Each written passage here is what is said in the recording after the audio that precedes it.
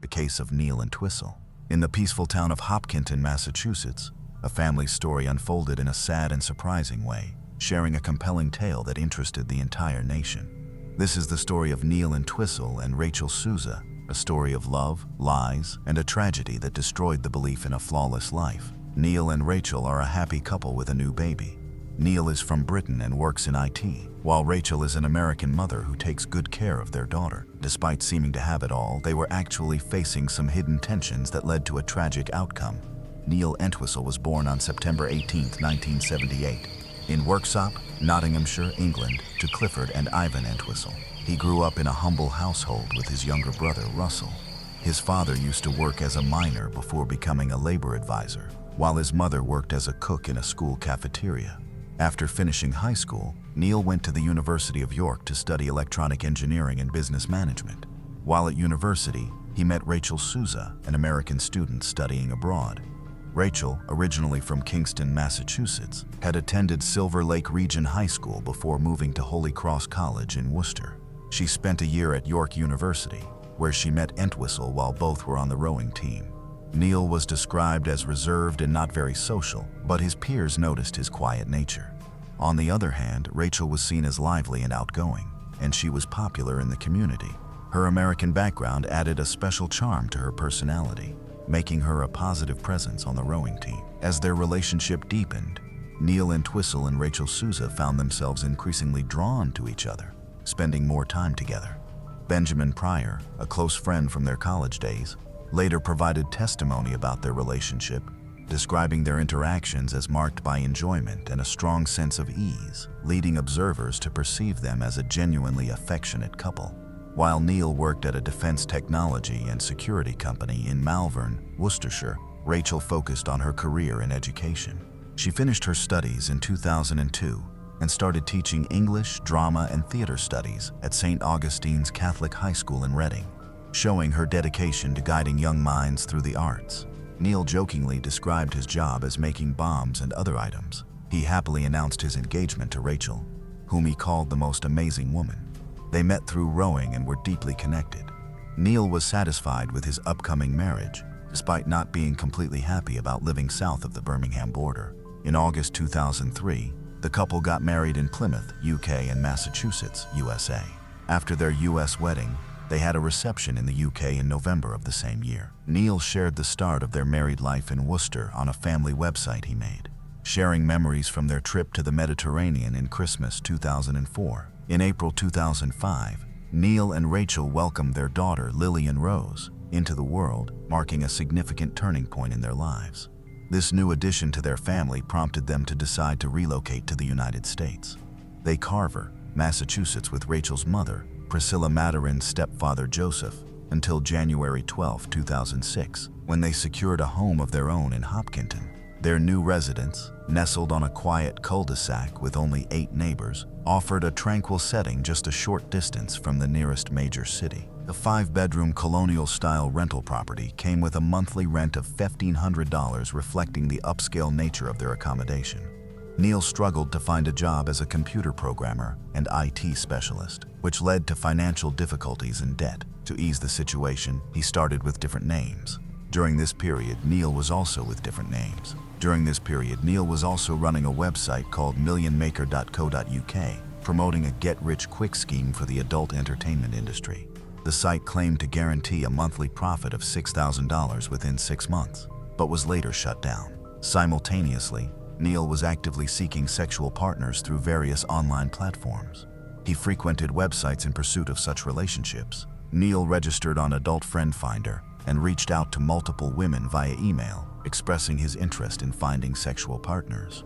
During the investigation, authorities discovered incriminating evidence on Neil's laptop, including content from his online profile, indicating his interest in meeting American women of various ages. His profile mentioned a desire to confirm rumors suggesting American women's superiority in bed compared to those from overseas. He expressed a mutual desire for a particular type of relationship, implying a straightforward approach to meeting like-minded individuals. In the weeks leading up to the tragic murders of Rachel and their daughter, Lillian, Neil conducted a series of disturbing online searches, including inquiries about how to kill with a knife, interspersed with more mundane searches related to employment, travel, and get-rich-quick schemes. Additionally, during this period, Neil visited his father-in-law, Joe Matarazzo, who was a member of the Old Colony Sportsman's Club in Carver, where Neil had previously stored a .22 caliber revolver and received shooting lessons from Joe. Neil devised a plan to steal a gun from Joe's collection. At their home in Carver, Massachusetts, Neil made a trip to his in-laws' residence, retrieved the weapon from a concealed location in the house, and drove back with the gun in his possession. Upon returning home, he discreetly concealed the firearm, biding his time for the opportune moment to carry out the tragic acts of violence against his family before taking his own life. On Friday, January 20, 2006, Neil entered the family's master bedroom, where they had been living for only 10 days. His wife Rachel and their infant daughter Lillian were sleeping in their new 4-poster bed. He crept inside and shot 27-year-old Rachel in the head, then proceeded to shoot 9-month-old Lillian, who was lying beside her mother. The bullet passed through Lillian's tiny body and pierced Rachel's left breast. Later that same day, while his in-laws were still at work, he returned to Carver to return the weapon without cleaning it. He later claimed that he had gone shopping at Staples that Friday, found his family dead upon returning home, and then went to Carver to get a pistol to commit suicide. However, he didn't contact emergency services, revealing a pattern of lies to cover his tracks. Upon leaving Carver, Neil drove to Logan Airport in Boston on the evening of January 20, 2006. He made 2 ATM withdrawals totaling $800, but 3 additional withdrawal attempts for $420 were declined. The following day, Saturday, January 21, 2006, Neil purchased a one-way ticket to London, carrying no luggage. Around 5 p.m., he boarded a British Airways flight that departed Boston at 8:15 p.m. On that Saturday evening, Neil had invited several neighbors for dinner. Shortly after 7 p.m., Joanna Gatley and her sister Maureen arrived at the home, but found it locked with the lights on inside. Concerned, they tried calling Rachel's mother, who had also planned to visit that day for lunch with her daughter, but had been unable to reach her. Alarmed, they decided to call 911 around 8:30.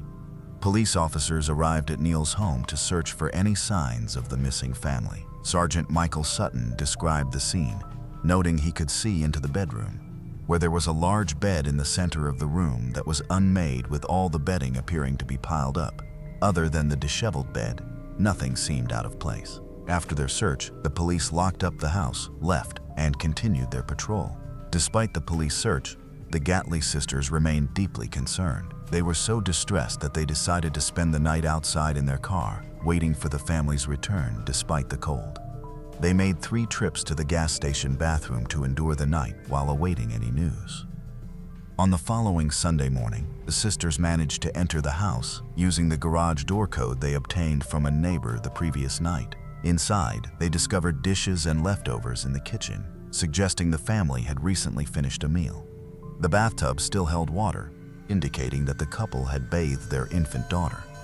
They proceeded to the main bedroom and then to Lillian's bathroom, where classical music was playing, and finally checked the living room before Rachel's mother and stepfather arrived. After assessing the situation together, they collectively decided it was time to report the family as missing to the Hopkinton Police Department. Sergeant Sutton returned to the Neil residence for a second search.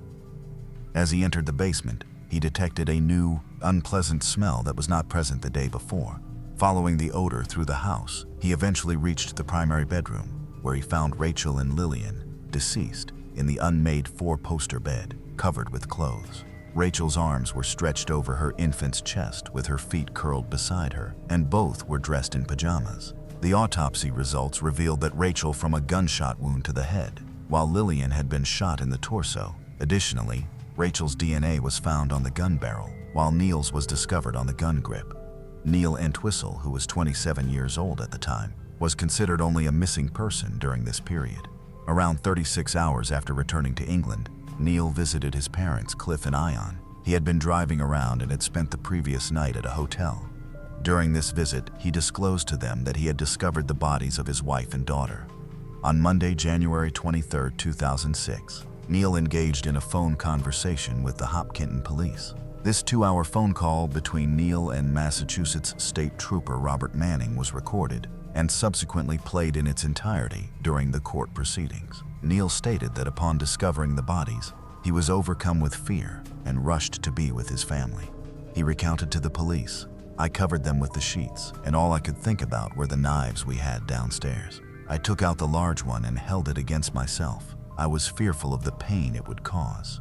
I just couldn't go through with it.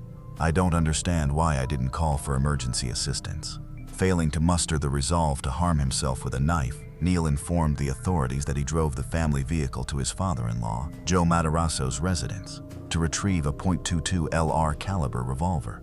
He claimed to have found the house locked, leading him to choose to return to England to be with his parents on January 26, 2006. U.S. law enforcement officials traveled to the UK to interview Neil the following day, January 27. After consulting with a lawyer at the workshop residence, he chose not to engage with the American detectives at the U.S. Embassy in London, despite his voluntary presence there. Rachel and her daughter Lillian were laid to rest in Evergreen Cemetery in Kingston, Massachusetts, under the surname Souza. They were interred in a single casket. Despite around 500 individuals attending the funeral to bid their final farewells, Neil was notably absent from the funeral, and his name was omitted from the proceedings and not inscribed on their shared headstone during the burial ceremony. Neil sent a single orange rose and a white lily, with a note attached to the ribbon that read, "Upon his return to the UK, Neil appeared to be resuming a routine life in February 2006. While media attention remained outside his parents' residence and workshop, he went to Notting Hill for a dinner gathering with his former crew team from York University, followed by a movie outing about a week after the funeral service for Rachel and Lillian on February 8, 2006. The Middlesex County District Attorney's Office issued an arrest warrant for Neil the following day, on February 9, 2006. Neil was apprehended by the extradition unit of London's Metropolitan Police Service at Royal Oak Station as he was about to board a train. Upon learning of the impending arrest, among his possessions was a notebook detailing his intention to sell his account to the highest bidder.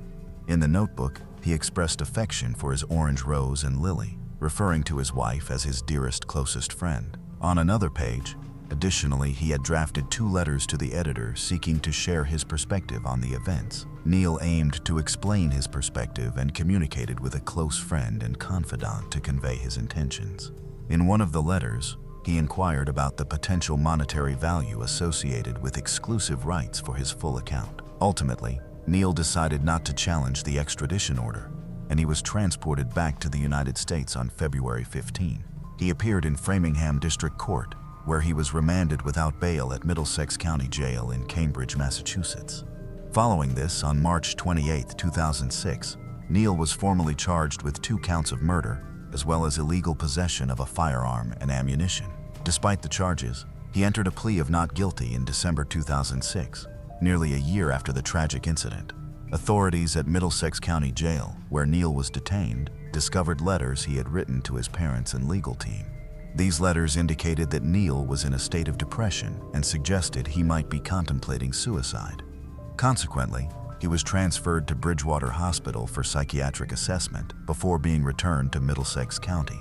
Forensic psychiatrist Christopher Cordless attributed Neil's behavior to Asperger's syndrome, a view that was supported by David Holmes. After several delays, the process of selecting jurors for the trial at Middlesex Superior Court began in June 2008. Concerns were raised regarding the high-profile nature of the case and whether Neil would be able to receive a fair trial. The trial for the double murder officially commenced on June 2, 2008, in Woburn, Massachusetts, with Elliot Weinstein leading Neil's legal team. During the trial, Weinstein unsuccessfully attempted to challenge the prosecution's proposal to introduce DNA evidence. Similarly, efforts to suppress other evidence discovered in the home due to the absence of a warrant were also futile. Neil chose not to present any witnesses or testify in his defense throughout the trial. Observers noted his lack of visible emotion during the proceedings. On June 25, 2008, Neil Antwistle was convicted of 2 counts of first-degree murder, as well as unlawful possession of a firearm and ammunition. The court sentenced him to life imprisonment without the possibility of parole. Upon leaving the courtroom, Neil was overheard reassuring his loved ones in the gallery, saying, "I'll be all right." Initially, Neil was held at Sousa Baranovsky Correctional Center. In August 2008, he fell victim to a deceptive ploy where he shaved his head in an attempt to seek protection from a white supremacist prison gang. However, Instead of receiving protection, the gang threatened his life, stating, "It's a nice gesture on your part, but we're going to kill you." Following this incident, Neil was placed in protective custody, and subsequently in December, he was transferred to Old Colony Correctional Center, a medium-security prison located in Bridgewater, Massachusetts. The Department of Correction confirmed that the transfer was made for Neil's safety due to credible threats against his life. The tragic deaths of Rachel and her infant daughter left a profound emptiness in the hearts of those who knew and loved them. Their passing serves as a stark reminder of the vibrant lives that were abruptly cut short in the aftermath of this heartbreaking loss. The community came together, providing unwavering support and comfort to the grieving families. Their unity and strength during such adversity demonstrate the remarkable resilience and compassion that resides within humanity. The narrative of Neil N. Twistle and Rachel Souza stands as a poignant reflection of the unseen challenges that can lurk beneath the surface of seemingly perfect existences. May the legacy of Rachel and her daughter prompt us to remain vigilant, extend a helping hand to those in distress, and cherish every moment spent with our dear ones. Their story serves as a somber yet powerful call to prioritize empathy, support, and appreciation in our interactions with others.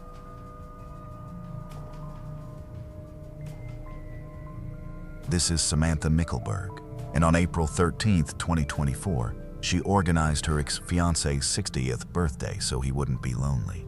But by the following morning, she was dead, and the man who killed her had already been on his phone posting about his heartbreak on Facebook. What makes this case even more shocking and deeply unsettling is what a hotel manager witnessed with his own eyes. A moment so chilling it will make you ask, how can someone kill a person they once claimed to love so deeply? Samantha hailed from Axminster, a quiet market town in Devon, England. After losing their father, she raised her two children almost entirely on her own, becoming both mother and father to them. And by all accounts, she was extraordinary at it. Her family called her their champagne girl. She lit up every room she walked into. She had style, she had warmth, she had a laugh that you remembered. She was organized, ambitious, and deeply loyal to the people she loved. Her daughter Jessica and her son Alexander later said something that has stayed with a lot of people who followed this case. They said, "Our mother had been both parents to us since the loss of our father, and she was doing such an amazing job at it. No finer example of a mom could there be. She was also someone who always kept her word. If she made you a promise, she followed through no matter what." That quality, that loyalty is what put her in that hotel room on the night she died. In the summer of 2022, Samantha matched with a man named James Cartwright on a dating app. They were both from Axminster, both roughly the same age, and at first things looked promising. Cartwright presented himself as a man of standing. He had been educated at Harrow, one of England's most prestigious private schools, and he made sure people knew it. He described himself as a property professional. He had briefly served as a Conservative district councillor, though that chapter had ended badly in 2016 when he resigned after publicly calling his critics thick and illiterate in an online argument with a fellow councillor. But Samantha didn't know that version of him yet. The relationship moved fast. By March 2023, they were living together. By September 2023, he had proposed and she had said yes, a whirlwind by any measure. But then came the cracks. Cartwright discovered messages on Samantha's phone from a former partner. The discovery shook him and he confronted her. At trial, he claimed that the trust between them had been broken. But what's unsettling is that despite saying this, they continued to live together for months afterward, right up until February 2024. According to his own testimony, their intimacy hadn't completely stopped. It wasn't until the beginning of March 2024 that Samantha made a decisive choice. She ended the relationship. She told him in no uncertain terms that he needed to leave her home. Reluctantly, he moved out. He even started living with someone else. On the surface, it seemed the chapter had closed, but some bonds aren't so easily broken. Despite moving on, he couldn't let Samantha go. He lingered in her life in ways that made her uneasy. What followed, she confided to her friends, was more than just uncomfortable. It was frightening. Cartwright started showing up at her house uninvited. He mowed her lawn without being asked, as if that entitled him to her attention. He would sit outside in his car for long stretches of time, watching. He bombarded her with messages and phone calls. He wouldn't accept that it was over. Her friend said she was scared of how obsessive he had become. And yet, she also felt guilty. She didn't want to be cruel. She wasn't a person who liked leaving others in pain, even when they were the source of her own. Then came the birthday. Months earlier, before the breakup, Samantha had made a promise. She had agreed to spend his 60th birthday with him, a weekend away at a hotel, something they had planned while things were still intact between them. By April 2024, everything had changed. She had moved on emotionally. She was looking forward, not back. But she had given her word, and Samantha Mickelberg honored her promises. She told friends this would be the very last time she saw him, one final act of kindness before she closed that chapter for good. She even knew exactly how she would set the boundaries for the evening. When friends asked what she would do if Cartwright tried to push for intimacy, she was clear she would leave. She booked the room herself. 2 beds separate. She had thought it through. On the evening of April 13th, 2024, Cartwright's 60th birthday, Samantha arrived at the Penny Hill Park Hotel in Bagshot, Surrey. It's a 5-star resort set in 123 acres of Surrey countryside, the kind of place where people mark big occasions. That night, they sat down to dinner at the Latimer, the hotel's Michelin-starred restaurant, a 6-course tasting menu, the full occasion. But as the evening went on, something was wrong. Hotel staff began noticing that Samantha didn't look right. She appeared increasingly drowsy as the meal progressed. At certain points, her eyes were closed. She looked like she was falling asleep at the table. Not tipsy, but something deeper than that. Before the meal was finished, the pair got up and left the restaurant early. The hotel, concerned at the abrupt departure, called their room several times. When Cartwright eventually answered, he gave no explanation. He simply said they would not be coming back to the restaurant. TV cameras in the hotel corridors captured them making their way back to the room that evening. Staff who saw Samantha at this point noted that Cartwright was physically supporting her, helping her stand and walk. She would not have been able to consent to anything. That corridor footage was the last recorded image of Samantha Mickelberg alive. At around 8:30 in the morning on April 14th, Cartwright placed a call to 999. He told the dispatcher he had woken to find Samantha dead beside him in bed. When police and paramedics arrived at the hotel, he painted a story of a tragic accident. He claimed that Samantha had fallen out of bed during the night, struck her nose, and that he had helped her back into bed. According to him, no serious first aid had been required. He described their previous evening as peaceful and intimate, asserting that they had shared consensual intercourse before falling asleep in each other's arms. But from the moment the paramedics stepped into the room, they sensed something was wrong. The scene did not match his story. Samantha had been dead for a considerable period of time. This was not someone who had passed away in the last few hours. Signs suggested she had been deceased long enough that immediate intervention would not have changed the outcome. What followed was a moment that James Pettit, the hotel's guest relations manager, would later describe in court with disbelief and horror.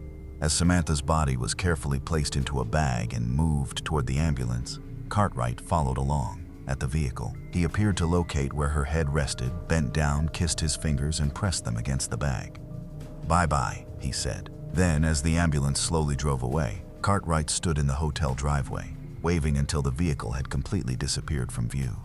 The gesture was eerily calm, almost ritualistic, and left those who witnessed it shaken. He did not stop there. Once the ambulance had gone, he returned to the hotel room. He went directly to Samantha's handbag, removed her car key, and took a piece of diamond jewelry. He left with these items as if they were ordinary belongings, almost casually, despite the gravity of what had just occurred. But here is something most people don't know about this case. When Surrey police and the paramedics first arrived that morning, the death was not immediately treated as suspicious. The initial assessment suggested a possible natural cause. She was 54. She had felt unwell during dinner. The room appeared undisturbed. It was tragic, but was it a crime? Samantha's stepfather, Stephen Strain, is a consultant surgeon. When he heard about his stepdaughter's injuries and the circumstances of her death, his medical instincts told him something was deeply wrong. He didn't wait. He picked up the phone and called the coroner directly. He told the coroner that the post-mortem could not wait the standard 10 days. Vital forensic evidence would be lost if it wasn't done urgently. He made the case. He pushed, and the coroner listened. The post-mortem was moved forward, and what it found changed everything.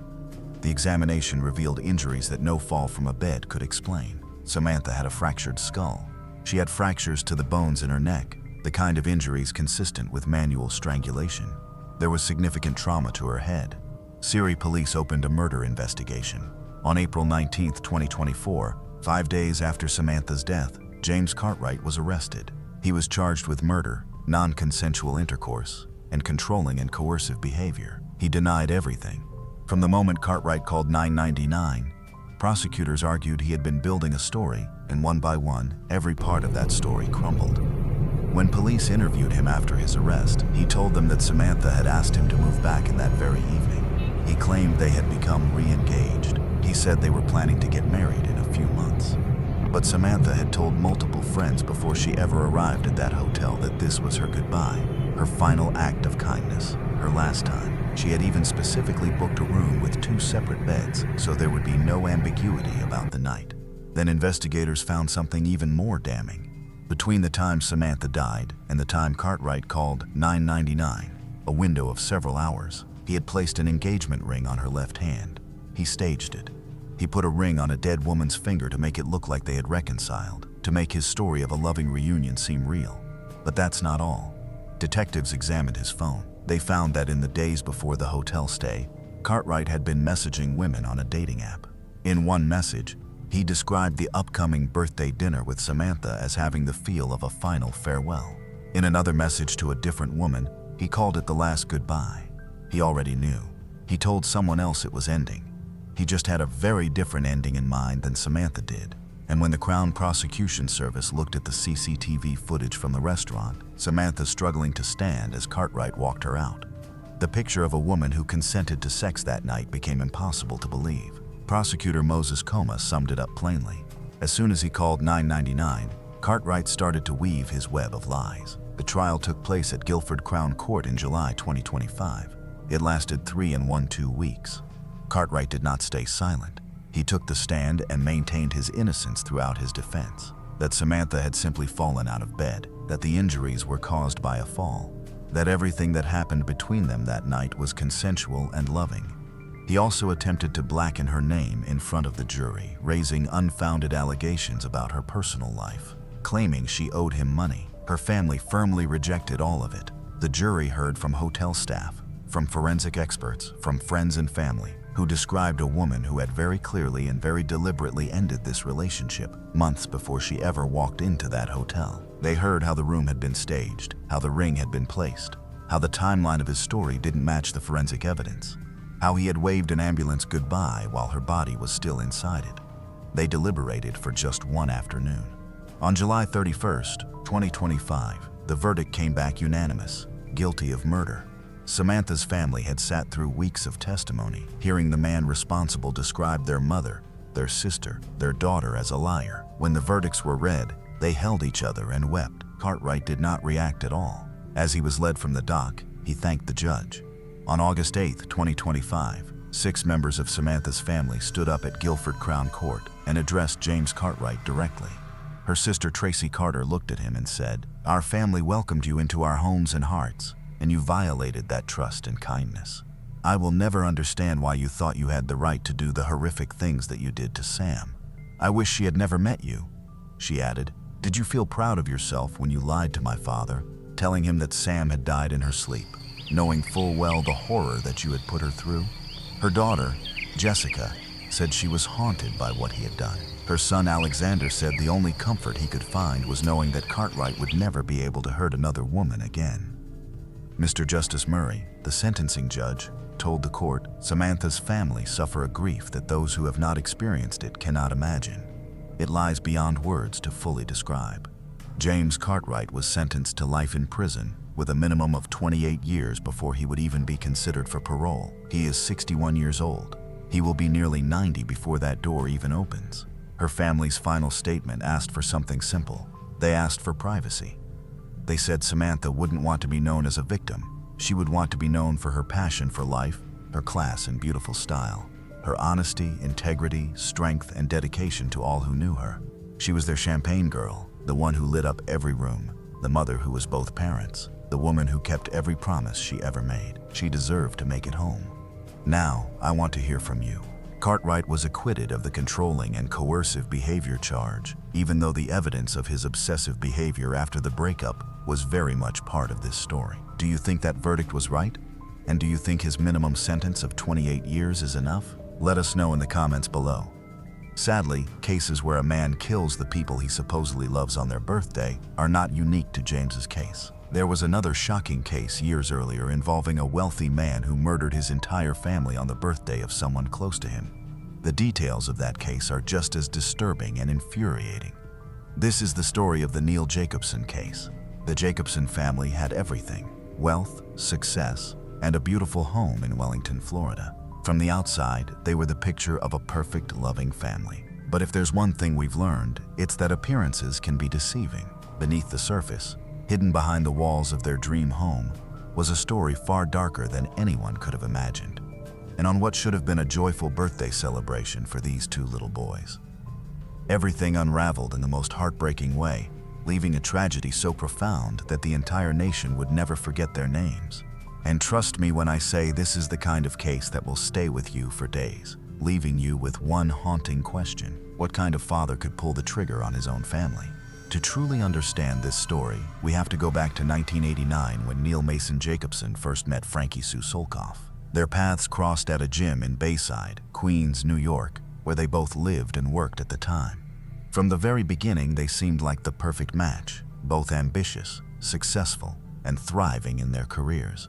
Frankie was making a name for herself at the prestigious Lehman Brothers, a powerhouse in the financial world, while Neil had already built his own boutique firm on Long Island. They were young, driven, and on the path to what many would call the American dream. Those who knew them spoke highly of their relationship, describing it as one built on deep admiration and affection. Frankie was completely devoted to Neil, and in return, he was seen as the charismatic, kind-hearted man who had everything going for him. Within his family and social circle, he was often regarded as the golden boy, intelligent, charming, and seemingly unstoppable. He had a way of making things work, and to everyone around him, he and Frankie appeared to be the perfect couple. It wasn't long before they took the next step, getting married and settling into Neil's home in New Jersey.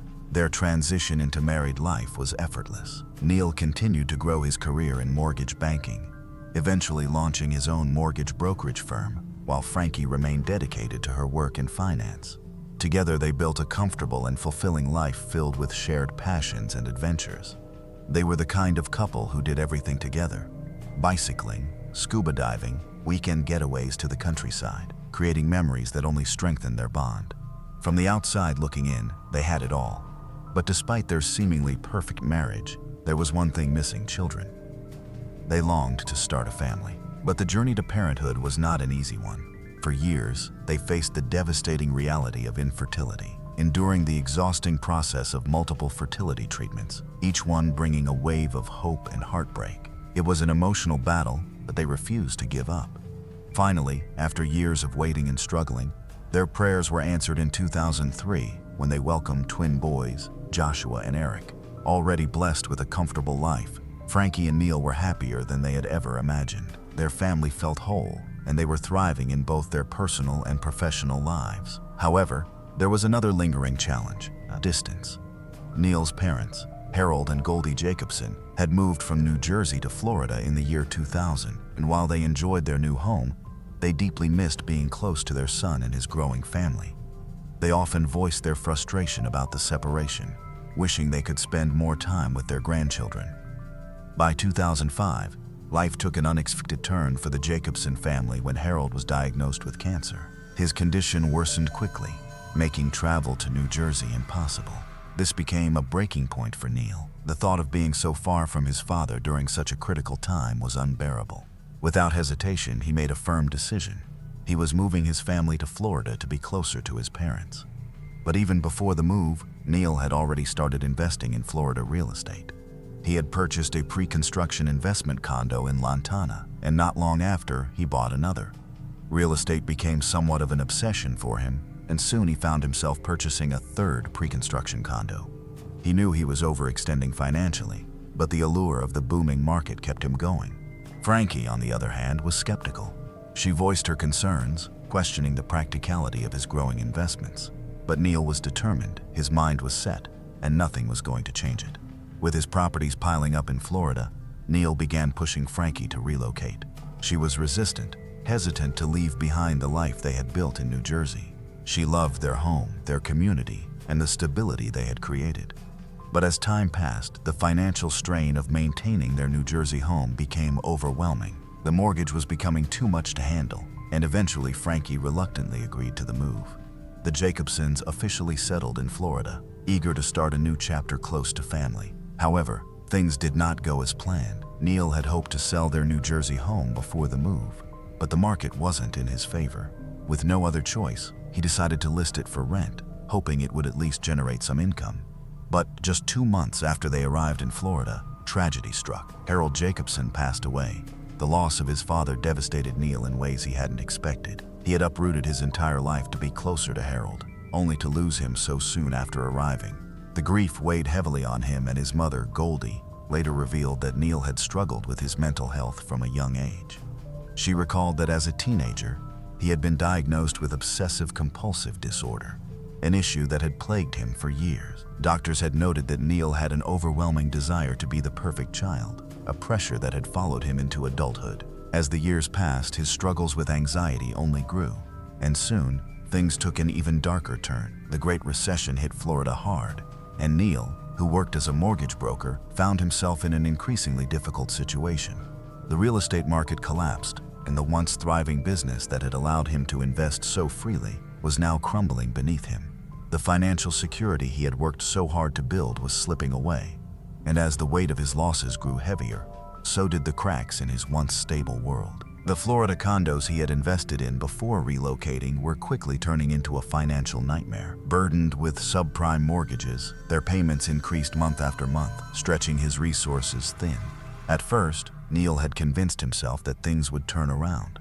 He had always been a problem solver, always found a way to make things work. But this time, no amount of determination could keep the walls from closing in. With little to no work coming in and 4 separate mortgages draining their finances, the pressure became unbearable. At first, Neil and Frankie tried to hold on, dipping into their savings to stay afloat. But as time passed, their financial situation only worsened. Bills piled up, debt collectors began calling, and the stress of trying to keep everything together was pushing Neil to his limits. Desperate for a solution, he started making risky financial decisions. One bad choice after another, each one digging them deeper into a hole. He chased after risky investments, sought out loans, and even considered selling off what little they had left, all in a futile attempt to stop the inevitable collapse. Eventually, the weight of it all became too much to bear. The financial juggling act had run its course, and Frankie, exhausted and drained, made the painful decision to stop paying the mortgages on their 3 Florida condos. It was a move that felt like surrender, but they had no choice. There was simply no more money left to give. By the year 2008, the pressure of Neil's business failures had begun to take a serious toll on his health. At first, it started with minor complaints, aches, and pains that he couldn't quite explain. But as time went on, his symptoms worsened. He became sluggish, struggling to muster the energy for even the most basic tasks. His body felt heavy, his mind clouded. There were random bouts of dizziness that left him feeling unstable, and he found himself unable to focus the way he used to. Concerned, he visited the family doctor, who ordered a blood test in October. The results were troubling. Neil had elevated hormone levels, but there was no immediate explanation for his decline. As the weeks passed, his condition only worsened. The once energetic and determined man was now lethargic, withdrawn, and barely functioning. He was eventually diagnosed with depression and transient peripheral vertigo, a condition that further contributed to his constant dizziness. In an attempt to help him cope, his doctor prescribed Zoloft, a common antidepressant. Neil, desperate to feel better, took the medication as prescribed, hoping it would offer some relief. But instead of improving, his mental state deteriorated further. A few days after starting Zoloft, he was called back to the doctor's office, where they added a prescription for Xanax. It was meant to ease his anxiety, but his family and friends quickly noticed that something wasn't right. Instead of stabilizing his mood, the medication seemed to send him spiraling even further into darkness. His paranoia intensified, his emotions became more erratic, and the man they had once known began to fade before their eyes. Neil's sister Deborah became deeply concerned about her brother's rapid decline. She confided in their mother, worried about what he was going through. According to Deborah, Neil had started experiencing terrifying hallucinations. He had grown increasingly paranoid, convinced that someone or something was out to get him. Frankie, his wife, was just as alarmed. She reached out to her own sister, desperate for support. As Neil's behavior became more and more disturbing, he had completely withdrawn from the world. He refused to go outside, stopped engaging with friends and family, and even neglected his own hygiene. There were days when he wouldn't even shower, lost in a haze of fear and depression. His paranoia took a terrifying turn when he became obsessed with the idea that the FBI was watching him. He was convinced that federal agents were surveilling him, gathering evidence to have him arrested. He would talk about it constantly, warning anyone who would listen that they were building a case against him. His delusions became more elaborate. He was certain that his phone was tapped, that his home was under surveillance, that at any moment the authorities would storm in and take him away. His mother saw the full extent of his paranoia. One of the last times she visited him, Neil had pulled her aside, his voice shaking with fear. He told her he was in big trouble. He insisted that the FBI was coming for him, that he had done something terrible, though he couldn't seem to explain exactly what. The fear in his eyes was real, raw, and overwhelming. But before we continue, I need to ask you something. Cases like this, where someone leaves behind a trail of warning signs before doing the unthinkable, are more common than we'd like to admit. We've covered story after story where red flags were everywhere, yet somehow no one managed to stop the disaster before it happened. So, if you ever noticed someone you knew showing these signs, acting strangely, withdrawing, saying things that just don't sit right, what would you do? Would you step in? Would you know what to say? I really want to hear your thoughts on this. Now back to the story. As Neil Jacobson's mind unraveled, so did his grip on reality. And on that fateful day, January 23, 2010, the darkness he had been wrestling with for months finally took over. And what happened next would shock everyone who had ever known him. That morning, Neil stood before his wardrobe, fumbling with the top shelf, his hands shaking as he retrieved a loaded gun. His wife, Frankie, still groggy from sleep, watched in confusion, not yet realizing the horror that was unfolding before her. Neil, with the gun in hand, stepped out of the wardrobe, his face hardening into something almost unrecognizable. Frankie's heart skipped a beat as the realization hit her. He wasn't holding the gun to defend himself. He was holding it with purpose. In an instant, panic took over. She leapt toward him, struggling desperately to wrest the weapon from his grasp. They tumbled to the floor. The fight, a chaotic blur of screams, desperation, and tears. In the midst of the struggle, Neil, in a violent frenzy, struck Frankie, knocking out her front tooth and slicing her finger. Despite the brutality of it all, Frankie didn't give up. She fought with all her strength. But Neil was too much, overpowering her in his disturbed state. With cold detachment, he stood, reloaded the gun, and turned the weapon on her. 2 shots rang out, one after another, each striking her in the face, silencing her forever. But Neil's twisted path didn't end there. Covered in Frankie's blood, he reloaded the gun and made his way to his son Eric's room. Eric, who had been lying on his stomach in peaceful sleep, was the next victim in the nightmare that Neil had somehow constructed in his mind. 2 bullets tore through Eric's body, but against all odds, the boy survived the first 2 shots. But Neil was undeterred, his mind fixated on finishing what he had started. He grabbed a pillow and pressed it over Eric's face, ensuring his son wouldn't survive. 2 more shots, and Eric was gone. The house was eerily still now as Neil moved toward the next room where his youngest son, Joshua, was sleeping. Joshua, blissfully unaware of the carnage around him, lay curled in his sheets. Neil's actions were methodical, almost as if he were following a script. He covered his son's face with a pillow, silencing him with 2 shots to the face. In a matter of moments, the vibrant life of his family had been extinguished. With the blood of his wife and children staining his hands, Neil walked to the bathroom and turned on the shower. He stood under the water, numb as if washing away the sins he could no longer escape. When the shower ended, he dressed, swallowed a cocktail of Vicodin and Xanax, and in a haze, left his home. As he drove, the pills began to take effect, making him groggy and disoriented. Less than a mile from his mother's house, Neil passed out behind the wheel, swerving off the road and coming to a stop in the grass. In the confusion, Neil had initially planned to kill his mother Goldie next before taking his own life. But in his twisted state, something inside him held him back. He later told the police that when he was at home standing in the living room, he thought about going to heaven to be with his father. But he couldn't leave his mother alone, so he planned to take her with him.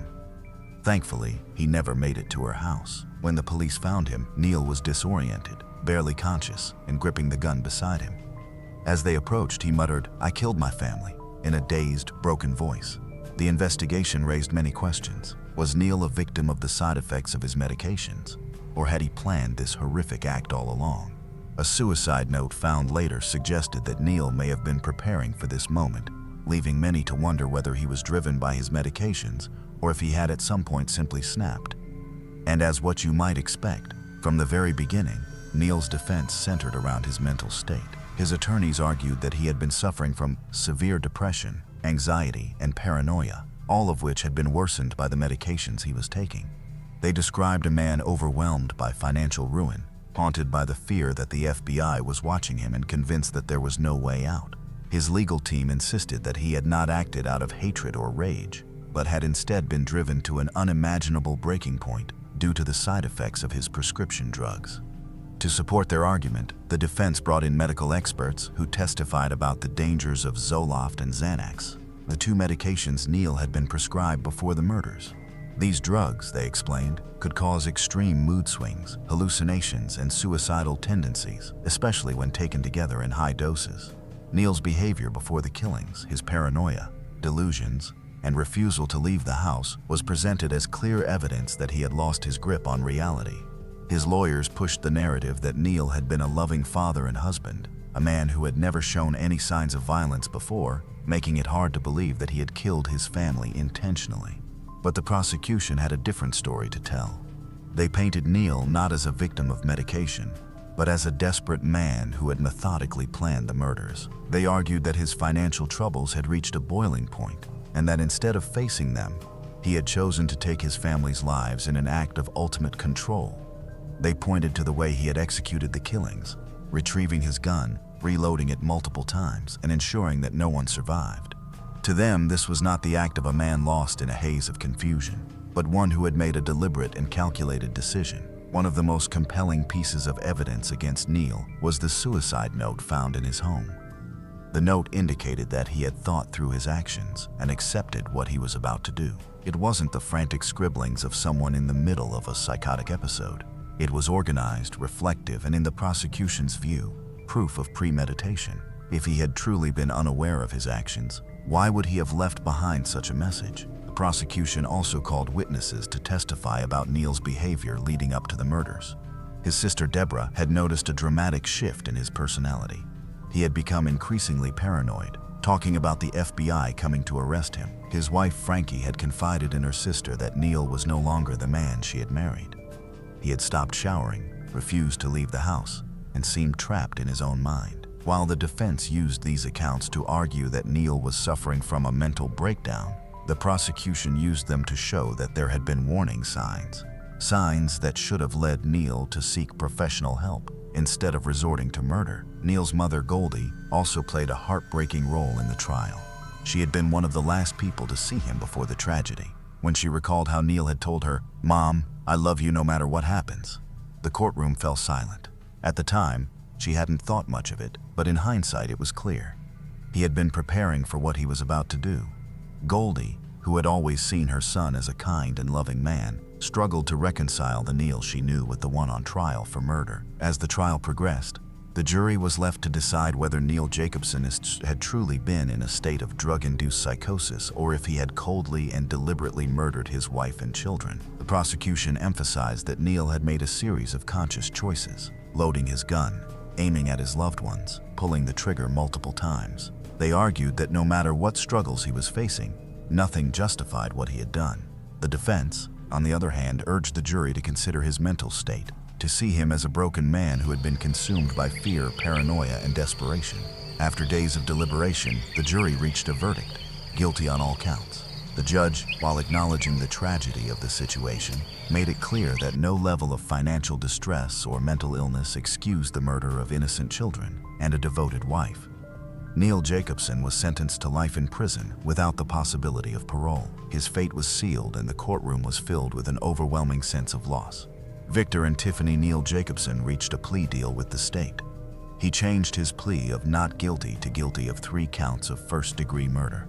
Now, after killing his family, he tried to kill himself. In fact, even leaving behind a suicide note detailing why he did it. He said the reason was the family's mounting financial situation. Now, he's going to spend the rest of his life behind bars. Neil Jacobson answered to the judge in this Palm Beach County courtroom today, admitting that he shot his wife, Frankie.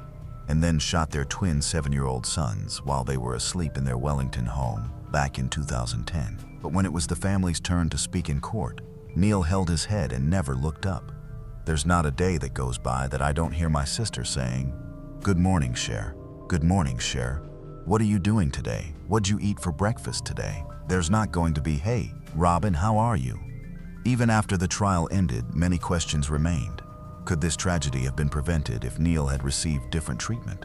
Were the medications to blame? Or was he simply a man who refused to face his failures? No one could say for certain. What was undeniable, however, was that a mother and 2 young boys had lost their lives in the most horrific way possible, and nothing could ever undo that. Now, I want to hear your thoughts. What do you think drove Neil Jacobson to do something so unthinkable? Was it the weight of his financial struggles, the side effects of his medication, or something much deeper? Drop your thoughts below. I'm really curious to hear what you think. If you like the way we create these videos and you want to help bring more cases like this to light, hit that like button and subscribe for more deep dives. Thank you once again for watching.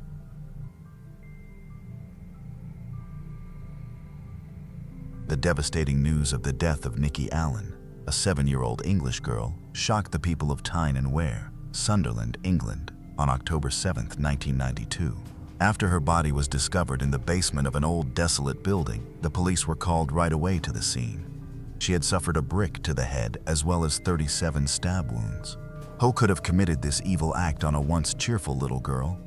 And what was the reason for such wicked deed? Northeastern England's Tyne and Wear is a metropolitan county with a lengthy history. One of its major cities, Sunderland, is a fusion of tradition and modernity. Living in Sunderland offers access to both leisure areas, such as parks and beaches, and historical sites that provide insight into the city's past.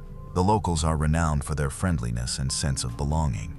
The maritime heritage of Tyne and Wear is a significant characteristic, and the River Tyne was crucial to its growth. Despite the region's generally low crime rate, the tragic death of Nikki Allen in 1992 has left a permanent mark on its past. Nikki Allen, the adored daughter of Sharon Henderson and David Allen, was born on August 30, 1985, in Sunderland, northeastern England. She grew up with 3 sisters in the Weargarth apartment complex, which offered a beautiful view of Sunderland's East End ports. Those who knew Nikki well recall her as a lively and spirited young girl. Nikki enjoyed playing with her friends and cherished her toys, just like any other 7-year-old. Cheese and onion crisps was her favorite, and it was a regular snack for her daily school lunch. The fact that Nikki's maternal grandparents resided in the same building demonstrated how close-knit her family was. Her grandparents were crucial to the upbringing of the kids. Frequently helping Sharon with childcare, it was clear that Sharon was a committed mother. The welfare of her children came first to her. Nikki and her family were living a simple, happy life, but they had no idea that everything was about to change for the worse. Nikki Allen's routine appeared to be typical on the fateful day of October 7, 1992. She spent the evening playing with Stacy, her older sister and cousin. As evening sets in, Nikki's mother, Sharon, made the decision to go outside briefly. She promised her daughters to be back in 5 minutes. The place she was going was not far. She was making her way to the apartment shared by her father and stepmother, which was in the same estate. On getting there, it didn't take long before Nikki and her cousin's playful laughter could be heard echoing down the hallway behind Sharon. "Mom, can we go to the park tomorrow?" The innocent question came from Nikki. Sharon gently told Nikki to go home and meet her sisters after noticing the excitement in her daughter's voice. She then assured her that she would join shortly. By the time Sharon arrived, the mood in the Allen family home had changed from one of merriment to obvious apprehensiveness. Stacy's voice, which was tinged with worry, broke the stillness. "Mom, Nikki didn't come home," she said. Fear took hold. In the hallways, Sharon persistently called Nikki's name. Every shout she made was filled with anxiety, but Nikki was nowhere to be seen. Nikki Allen appeared to have disappeared out of thin air in what seemed like a matter of seconds. Only 150 yards separated Nikki's house from her grandparents' apartment, where she was last seen. The shortness of this distance only added to the intrigue surrounding her abrupt disappearance. The police were notified of her disappearance, and they showed up within an hour. Even though it was economically underdeveloped and frequently disregarded, Sunderland's East End was home to a tight-knit neighborhood. Here, neighbors were more like an extended family who knew each other's daily routines. The rapidly spreading news of Nikki's disappearance caused the locals to come together as a matter of urgency. A search team made up of more than 100 police officers and community volunteers was quickly put together. Finding Nikki was their only task. There was a thorough search. The search team combed through recreational areas, industrial buildings, alleyways, and even the waterfront where the river curved through the city. The search was made more terrifying by the fact that this river was notorious for its deceptive depth and perilous undercurrents. The following morning, a terrifying discovery was made as dawn broke. The center of this tragic story would be the long-abandoned and dilapidated Quayside Exchange building. The search team, led by Nikki's aunt, noticed a pair of shoes outside the building. As they entered, there was a sense of dread in the air. However, what they saw inside would forever haunt them. Inside, Nikki's lifeless body lay with the horrifying signs of a terrible crime. She had endured a vicious attack with a brick and more than 37 stab wounds. The community was shocked by the discovery. An area where people knew one another and where kids could play unrestrained was now surrounded by a foreboding cloud of sorrow and anxiety. The search for Nikki's killer got underway, but the perplexing question persisted. Who could carry out such a heinous deed against a young, defenseless life? Following the tragic discovery of Nikki Allen, the police launched a thorough investigation. Interviewing the locals was their first course of action. This was done in an effort to piece together Nikki's final hours before she disappeared. The more they examined the accounts, the more discrepancies they found, especially when it came to the moment Nikki left her grandparents' apartment. While some said it was 7:30 p.m., others thought it was more like 9:30 p.m., some even suggesting later times. However, the majority of testimonies all agreed that Nikki left about 10 minutes before her mother. Numerous witnesses claimed to have seen Nikki near the Boarhead pub, which was located directly across from her home. Around 10 p.m., she was said to have been engaging in the British custom of asking a guy for a penny on bonfire night. Unsettlingly, a different witness claimed to have heard what appeared to be a young girl scream coming from the direction of the Quayside Exchange building. In a reconstruction shown on BBC Crime Watch, a happy Nikki can be seen skipping past the bar. The video appeared to show her walking alone toward the dock, but she eventually came across a man. Nikki was seen skipping gleefully behind this man who was wearing a crisp white shirt as they crossed the street. The police were able to find CCTV video that appeared to support these eyewitness accounts. Despite the not-so-great video quality, it provided a chilling glimpse of Nikki's final moments before her untimely passing. One name kept coming up as the locals were being interviewed. The Quayside Exchange building, where Nikki's life was tragically cut short, was frequently graced by this person, who was known locally as the Weirdo. 1 week later, following up on this tip, the police took an important step by apprehending 24-year-old George Heron in connection with the murder of Nikki Allen.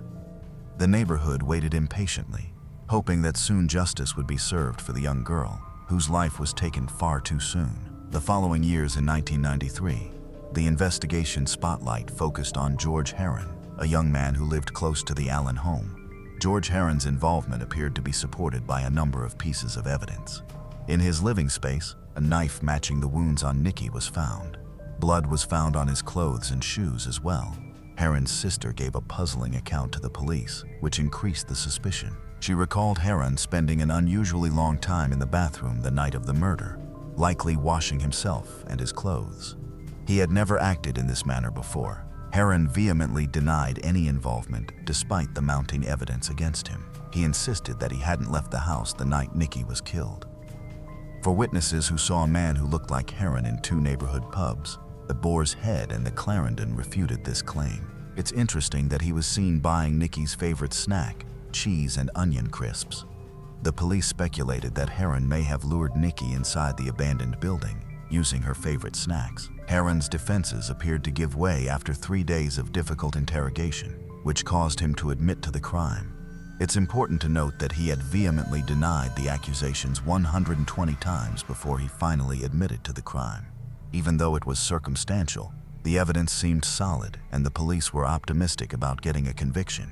His trial took place in the Leeds Crown Court, where he was accused of killing Nikki Allen. But things changed in an unexpected way. Heron's recorded confession was rejected by the judge, who cited overbearing police methods as the cause. Heron was cleared of all charges relating to the murder of Nikki Allen. Heron was given a new identity after the trial and relocated from Sunderland for his safety. In an unexpected turn of events, Sharon Henderson, Nicky's mother, brought a civil lawsuit against Heron in 1994. She charged him with killing a child by abusing her. Henderson won her case, and the judge ordered Heron to pay her more than £7,000 in damages. The ordered sum, however, remained unpaid because Heron's whereabouts was elusive. Nicky Allen's pursuit of justice was still met with more questions than solutions. Years after the tragic death of Nicky Allen, the pursuit of justice never abated. A new development occurred in February 2014 when Stephen Grieverson, a convicted serial killer, was detained in connection with the killing of Nicky.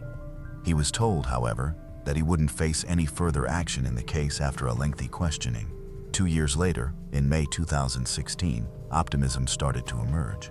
Sharon Henderson was approached by a woman whose identity was kept secret to the general public, who claimed to have previously unreleased details about Nicky's murder. This young girl, who was babysitting nearby when Nicky vanished and was only 12 years old at the time of the crime, decided to speak to the police after keeping quiet for so long. Encouraged by this fresh information, Henderson fervently argued for a thorough re-examination of her daughter's murder in September of the same year. She started an online petition requesting that the Northumbria police investigate the case from the scratch. With a petition, the neighborhood showed its unwavering support, gathering more than 500 signatures in less than a day. The following month, Sharon Henderson contacted Grieverson, pleading with him to share any information he might know about Nicky's passing. This was done in an effort to leave no stone unturned. By April, Henderson had met with the Detective Chief Inspector, Lisa Thieker, and the Chief Constable of the Northumbria Police, Constable Steve Ashman. The two officers reaffirmed their unshakable dedication to seeing that Nicky receives justice. There was a significant development in October 2017. The police declared that they had been successful in obtaining a DNA sample from a male who may be connected to the crime. This new development gave hope for a solution. The investigation then took a clear turn in April 2018. A suspect in connection with the murder of Nicky Allen was taken into custody after Northumbria police conducted a raid on a home in the Stockton neighborhood of Teesside. The person arrested was formally charged with the heinous crime in 2022, 4 years after his arrest. 54 years old, David Thomas Boyd was the suspect. David Thomas Boyd was originally born David Thomas Bell on June 1, 1967, in London. As a result of his father's military service, David Thomas Boyd experienced a childhood characterized by constant movement. He had no close relatives when he moved to Sunderland.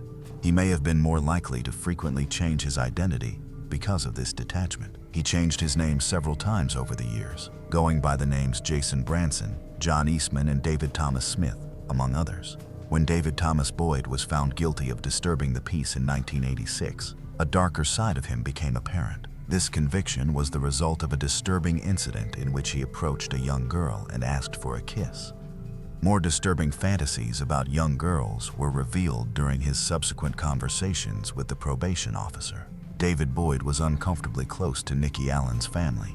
He shared a floor with Nicky's grandparents at Weirgarth. He was more than just a far neighbor. He was closely connected to the family. Nicky's babysitter at the time was his girlfriend, but despite being so close, he continued to have dark tendencies.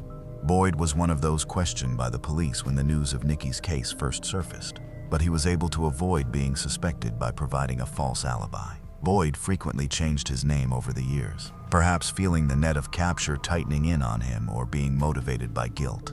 His constant name change was a futile attempt to get away from justice's looming shadow. The trial for David Thomas Boyd began at Newcastle Crown Court on April 20, 2023. The prosecution painted a terrifying picture, alleging that Boyd had lured Nicky Allen, a young girl, to a desolate area close to the River Wear. It was thought that she had taken a blow to the head there, which had caused her to bleed. Nicky was not in distress when the witness saw her. Instead, she was skipping to keep up with the man. As the story went on, the prosecution claimed that Boyd had dragged Nicky inside the abandoned old exchange building. The unexpected event got worse inside. Nicky's skull was broken after being hit with a brick. The bloodshed continued after that. Her chest, heart, and lungs were the targets of numerous stab wounds. According to the post-mortem findings, Nicky was probably knocked out by the initial blow before being stabbed. A witness's chilling testimony accurately identified the time of the crime, recalling a scream on the evening of October 6th around 10 p.m. The evidence at trial showed that David Thomas Boyd, who went by several names, was 25 years old when this evil act was committed. He was charged with having circumstantial but strong evidence against him. DNA from Boyd was discovered on Nikki's clothes. Boyd offered an absurd defense, claiming that Nikki may have been exposed to the DNA from his saliva after he spat from his balcony. He also mentioned that he was familiar with the old Exchange building because he had gone there a few days earlier with a young boy for pigeon hunting. Defense attorneys claimed that the evidence was just a collection of unintentional coincidences. Justice Christina Lambert emphasized the circumstantial nature of the evidence and emphasized the lack of specific evidence linking Boyd to the crimes. Interestingly, Boyd declined to give a witness statement at the trial. After 2.5 hours of deliberation on May 12, 2023, the jury found Boyd guilty of killing Nikki Allen. The long-awaited decision gave Nikki's family some measure of comfort. Sharon Henderson, Nikki's mother, shared her thoughts with BBC News as she reflected on the agonizing 30-year pursuit of justice. On May 23, 2023, Boyd was given a life sentence with the requirement that he serve at least 29 years before being considered for parole. David Thomas Boyd's first opportunity to achieve freedom would therefore come in August 2049. For those involved, the resolution of the Nikki Allen case caused a flurry of emotions. 57-year-old Sharon Henderson, Nikki's mother, expressed her utter dismay at David Boyd's sentence. She thought the decision was shameful and that Boyd shouldn't ever be eligible for parole. "This is the recurring narrative for families like mine in justice," Sharon said.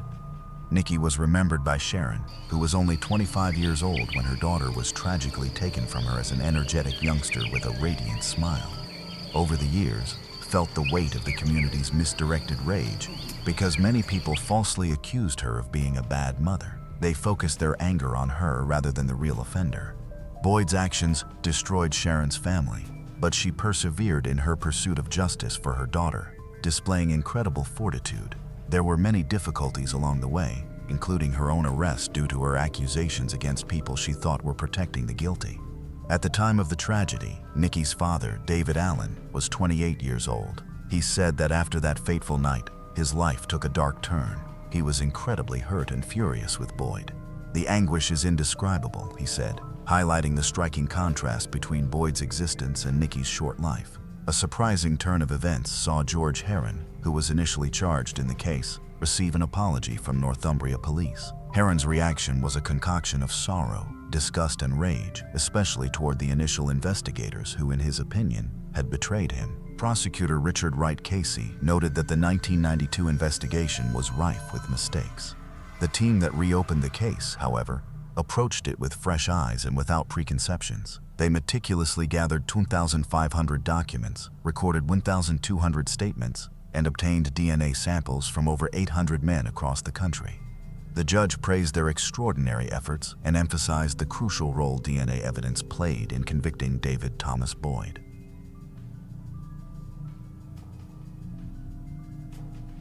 Dave Cave lived in the city of Escondido with his fiancée Carrie and her 14-year-old daughter Amber Dubois. The teenage girl was at the age that is commonly called transitional. In Dave's eyes, Amber was quite the rebel. The girl did not recognize any rules, violated all boundaries of what was allowed, and constantly argued with her stepfather. Dave was never an authority figure for her. He was a stranger who had invaded their world with her mother and was trying to dictate his own terms. Among her friends, Amber was an ordinary high school student. She loved meeting with her girlfriends and read a lot. The girl was not a spoiled teenager. She studied well in school and had not even started using makeup yet. The thing was that her parents' divorce had been hard on her, and the appearance of another man in her mother's life meant that everything would now change. The man who had taken on the role of stepfather never overstepped the mark in raising his stepdaughter. He simply asked her to help her mother, at least somehow, and to listen to his opinion. But even these minimal requirements infuriated Amber. It got to the point where the girl simply began to ignore her stepfather. The confrontation lasted more than a month. As soon as Dave opened his mouth, the schoolgirl would demonstratively plug her ears and leave the room. But one day in February, something clicked. Amber suddenly sat down next to Dave herself and suggested they talk. That evening, The stepfather and stepdaughter expressed to each other the accumulated grievances and dissatisfactions. As a result, they decided to start everything from a clean slate. As a gesture of reconciliation, Dave even invited Amber to take a walk at the shopping mall. The man and his stepdaughter bought a bunch of clothes, books, and even a couple of cute trinkets. They returned home pleased and happy. For the first time in a long time, Dave and Amber felt like a real family. By the end of the quarter at school, Amber had a class project called Future Farmers of America. The city of Escondido was located in a valley and was hidden from the outside world by the surrounding hills. Originally, the settlement had been formed as an agricultural center. It was common for the city's residents to have domestic animals. Children from school age were also taught to engage in raising livestock. Amber had always dreamed of a pet, and as part of the school course, students were offered to take care of lambs. All they had to do was bring a check to school, and then the children could take home the animal they liked. Grades were given for how the children cared for the pet, how they brushed it, fed it, and monitored its health. But the most important thing was that the lamb would stay with them forever. Upon learning this joyful news, Amber hurried home. She enthusiastically told her parents about the school project and looked at them pleadingly, and they did not have to be persuaded for long. The man wanted to strengthen the fragile relationship between him and his stepdaughter that had only recently begun to form. He easily agreed to cover the expenses. He said he would write a check so that Amber could have her own lamb. The girl smiled happily and even hugged her stepfather. She really appreciated his care. Early in the morning on February 13th, she came to Dave for the money. Her stepfather wrote her a check and left for the gym. When he returned, Amber was already not at home. Usually, when classes ended, Amber went straight home. The school was just a couple of steps away, and the student did not need to adjust to the school bus. But today, Amber was delayed for some reason. At first, the parents were not worried. The girl could have chatted with her friends or been running around with her lamb, losing track of time. Later, Dave still called the school just to find out if Amber's classes had ended. And here, he was stunned. The thing was that the girl had not appeared in class at all. Of course, Amber was a teenager with character, but not to the point of skipping school without any reason. At home, she could be capricious, but she had always been responsible about her studies. Especially today, they were supposed to bring the lambs. The parents immediately realized that something was wrong and hurried to the police. Fortunately, the police officers did not brush them off and immediately accepted the report. They immediately began large-scale searches. The officers went around the neighbors, talked with the missing schoolgirl's friends, and requested phone call records from the operator.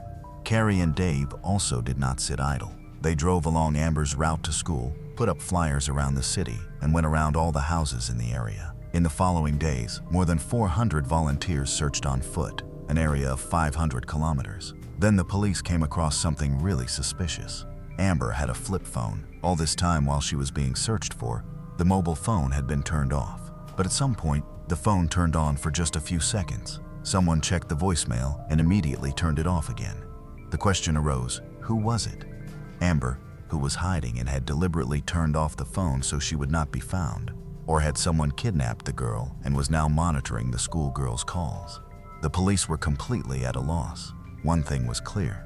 The girl had not simply gone for a walk. It was either a runaway from home or a real crime. First of all, the police officers decided to work on the worst-case scenario. Could someone have really harmed Amber? And most importantly, for what purpose? It was at this point that the police officers' attention fell on Amber's stepfather, Dave. According to witnesses, the man had been acting strangely. In the morning, Dave had left the house very early to work out at the gym. This was normal as he often did workouts before work. But that day, instead of going to the office from the gym, Dave drove home. The man explained that he had deliberately taken the day off supposedly to work on tax returns. But before, Dave had never in his life brought paperwork home. He had done it for the first time on the very day his stepdaughter disappeared. And that was strange. There was one more but. During the day, Dave visited Carrie, Amber's mom, at work. He bought flowers and chocolate-covered strawberries. The man wanted to make a surprise for Valentine's Day. However, the calendar showed February 13th. Dave, who could not stand holidays and usually pretended that Valentine's Day did not exist at all, suddenly started playing the romantic. To say that Carrie was surprised would be an understatement. She was simply shocked by the unexpected surprise. None of this matched the image of her partner. Even stranger was the fact that afterward, Dave sat down at her desk and chatted about all sorts of nonsense. Carrie repeatedly hinted to him that it was time for her to get back to work, but the man seemed not to hear. 45 minutes passed before she pushed him out the door. Now, a bunch of questions arose. Why had Dave Cave suddenly become romantic and caring? Did the man need to confirm his alibi? Was he watching Carr's reaction? Was he somehow involved in the disappearance of his 14-year-old stepdaughter? The teachers at the school where Amber studied noticed that day that the girl was not in class. They decided that she was sick and called home to inquire about her well-being. At that moment, no one answered the phone. By that time, Dave had already returned from the gym. According to him, he had been home alone. Then why had no one answered the call from the school? After learning about all these details, the police asked Dave directly where he had been that day and why he had not answered the call if he was at home. The man just shrugged. He could not explain why he had not heard the phone, despite the fact that the story turned out to be confusing and raised a lot of suspicions. There was not a single concrete piece of evidence. For lack of evidence, the police could not arrest Amber's stepfather. But everyone around, including the mother of the missing school girl, began to doubt his honesty. Carrie could no longer lie in the same bed with a man who was suspected of a crime, and not just of breaking the law, but of kidnapping her only daughter. Dave categorically denied any involvement in Amber's disappearance. But Carrie could not get rid of her doubts. 6 weeks after Amber disappeared, the woman broke up with Dave and moved out of his house. She did not believe that Dave could have planned the crime in advance, but she allowed for the possibility that her teenage daughter could have somehow provoked the man with her behavior. And living with a person you suspect is simply impossible. Dave passed a lie detector test 8 times. The polygraph results indicated that he was not lying. Nevertheless, in the following months, every step Dave took was accompanied by close public scrutiny. The problem was that no one knew for sure what had happened to 14-year-old Amber Dubois. No one knew the truth. If Dave was really guilty, it meant he had fooled everyone and gotten away with it. And if he was innocent, then his life had been shattered to pieces, and all because of one strange day and one unanswered phone call. 6 months after Amber's disappearance in August 2009, the schoolgirl's family hired a canine team to search for a person by scent. The dogs led the specialists to a highway in a remote area near an Indian village. Further, the trail was lost. The animals ran near the road, sniffing the air, but the body was never found. Carrie did not lose hope that her daughter was still alive. Almost a year passed and the Amber Dubois case was still unsolved. And then another girl disappeared. On February 25, 2010, the police were informed that 17-year-old Chelsea King had gone for a run and had not returned. Her car was found not far from a local hiking trail in a public park in San Diego, California. The schoolgirl had last been seen near the lake. The lake was only 16 kilometers from Amber's house. It was just a few minutes by car. Chelsea King, like Amber, attended high school. An ordinary girl, she was a member of the Youth Symphony Orchestra. Her report card was all A's. A diligent student, she planned to go to college in the future, but fate decided otherwise. Amber Dubois's family, along with hundreds of volunteers, joined the search for Chelsea. They printed flyers and posted them around the city. Just as a year earlier, Carrie had searched for her own daughter. The woman still believed to the last that Amber would return home alive and unharmed. In the meantime, Carrie wanted to help search for another schoolgirl. At first, the police did not connect the two cases. The girls were not relatives, did not know each other, and had never even communicated. There was a high probability that they did not know of each other's existence at all. However, local residents became alarmed. In their quiet, peaceful area, something unusual rarely happened. But suddenly, in 1 year, 2 missing teenagers. It was too much of a coincidence. This circumstance caused many to suspect that both girls had become victims of the same criminal. The police also began to think about it. And when they began searching for Chelsea King, they also checked whether there would be a connection to Amber's case. One day, a search team was combing the grass along the path where Chelsea usually ran. And very close to the trail, they discovered a sock and women's underwear. The items were shown to Chelsea's parents. Her mother confirmed that these were Chelsea's things. Analysis of the DNA particles found on the underwear showed a match. The DNA belonged to a man listed in the National Registry of Persons who had committed sex crimes. The man's name was John Gardner. At the time of Chelsea King's disappearance in 2010, he was 31 years old. John Gardner was born in 1979. He grew up in California. From childhood, it was clear that something was wrong with the boy. He was not a bad child. He was simply different from most. His father regularly punished little John, yelled at him, put him in the corner, and periodically reached for the belt. Then his parents divorced. The boy's further upbringing was handled by his stepfather. Unlike his biological father, the man did not offend his stepson, but the good attitude of his sister and parents had no effect on the child's behavior at school. In class, John could not sit still for long. When the teacher was explaining a new topic, he could easily stand up in the middle of the lesson and start shouting something. He always wanted to be the center of attention. At his desk, John fidgeted and interfered with everyone else. The teachers were puzzled. The guy was clearly not stupid, but he did not want to study and did not let others do so. At the insistence of the teachers, the parents took John to a doctor to assess his learning abilities. That doctor sent him to another specialist, then to a third. The doctors threw up their hands. The diagnosis changed like gloves. The medications either did not help or only made things worse. In general, medicine was unable to identify the problem and prescribe the correct treatment. By high school, John's behavior had changed even more for the worse, and after graduation, Gardner's life completely went downhill. He did not go to college, but he got a college girlfriend. Every day, waiting for her after classes, John would hang around the campus for hours. Although the rules prohibited outsiders from being on college grounds, Gardner was not particularly interested in that. He never followed other people's rules and did whatever came into his head. One day, the girl got tired of receiving remarks from the teachers, and she dumped the clingy boyfriend. He continued to walk around, wait for her near the dormitory, and annoy everyone around with his presence. The school administration had to call the police, and as a result, John was arrested for the first time. In 2000, when John was 20 years old, he invited his neighbor, Kelly, over. The guy suggested they watch a movie together. He warned her that he liked her, but only as a friend. Kelly was a 13-year-old teenager. She did not doubt the young man's words. John lived next door and caused no concern at all, but as soon as they were alone, the guy seemed to snap. He attacked Kelly and tried to undress her. The girl was seriously frightened. Compared to her, John looked like a big, strong man whom it was not so easy to handle. The only thing she could do was try to run away. But Gardner, heated with desire, did not want to let go of his prey. The girl's screams finally drove him out of his mind. John grabbed her by the blouse, blocked her path, and began to beat her. It is unknown how it all could have ended, but at some point, John seemed to come to his senses. He stopped swinging his fists, apologized, and let Kelly go home. These sharp changes in Gardner frightened the girl even more. It was as if two different people were in one body. All in tears and bruises, Kelly rushed home. She told her parents what had happened to her. The girl's father immediately called the police, and soon the investigation began. During interrogation, John Gardner stubbornly insisted on his innocence. He stated that Kelly was too young for him. They had simply watched a movie and the girl had gone home. He had no idea where the bruises on her body had come from. Of course, to everyone, the story sounded fake, to everyone except John. He so sincerely believed in his stories as if he really did not remember beating Kelly. However, the evidence against the guy was indisputable.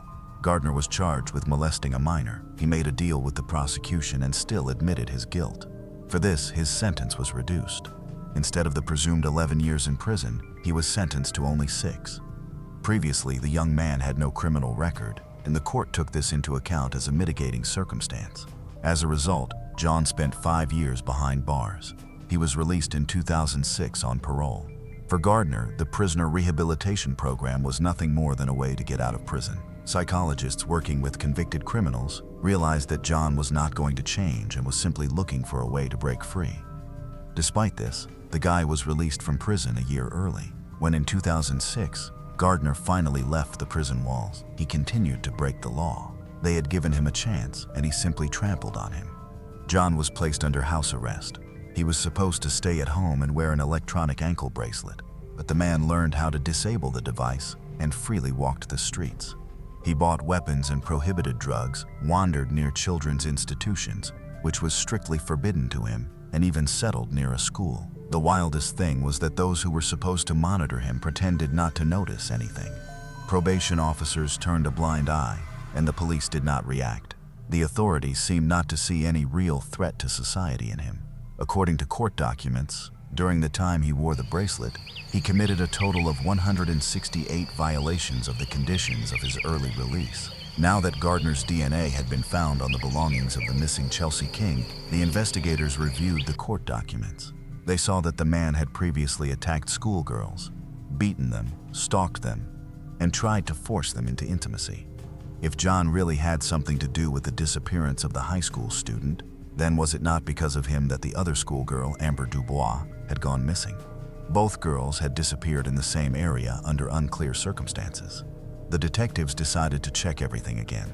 They reopened old cases, reread all the statements and complaints that had come from this area over the past few years, since the time John had been released from prison. That was how the detectives came across 22-year-old Candace Mano.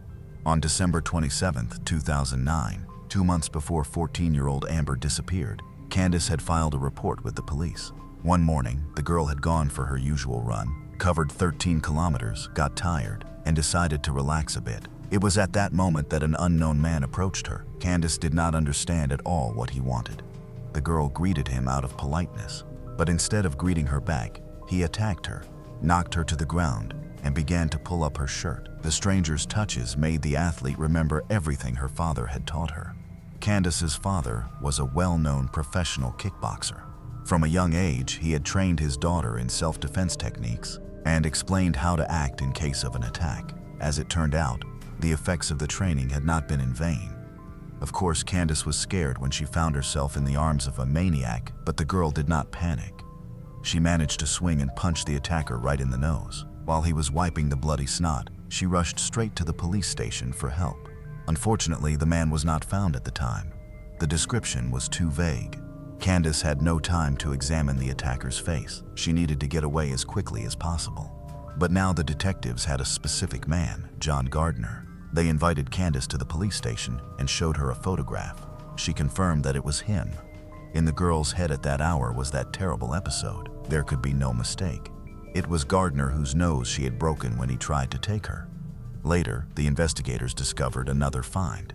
They searched the area where Gardner had attacked Candace and came across the remains of 17-year-old Chelsea King. It is unlikely her body would have been found so quickly if nature and wild animals had not helped. The girl's corpse lay in a shallow pit covered with leaves, branches, and earth. Chelsea King had been killed. The evidence indicated that John Gardner was the perpetrator. It was him whom the high school student had met on her run, and that meeting turned out to be fatal.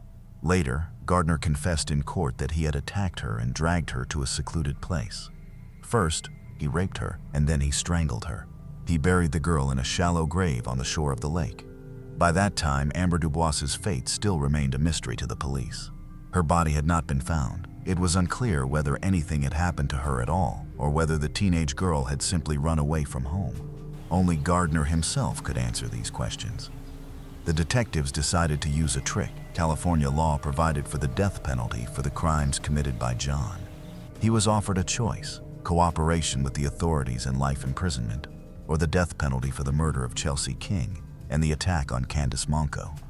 All he had to do was confess to the kidnapping of Amber and show where her remains were. If the girl was no longer alive, it was important for the authorities to return her body to her parents. The grief-stricken mother and father needed at least to say goodbye to their daughter and bury her properly. The criminal thought it over, weighed the risks, and agreed. The man confessed that Amber's body had been buried in a remote area near the district where an Indian tribe lived. The police went to the indicated site and organized a search. Soon, human bones were indeed discovered. By that time, almost nothing remained of the body. Even some parts of the skeleton were missing. Apparently, wild animals had reached the remains and dragged them around the area. Dental examination confirmed Gardner's words. Everything matched. It was 14-year-old Amber Dubois. On Friday, February 13, 2009, Gardner was driving down the street in his car. That day, he had no specific plans. His mood was terrible. His personal life was not working out at all. Every day lived was like the previous one. Out of boredom, the man was turning his head from side to side and suddenly saw Amber.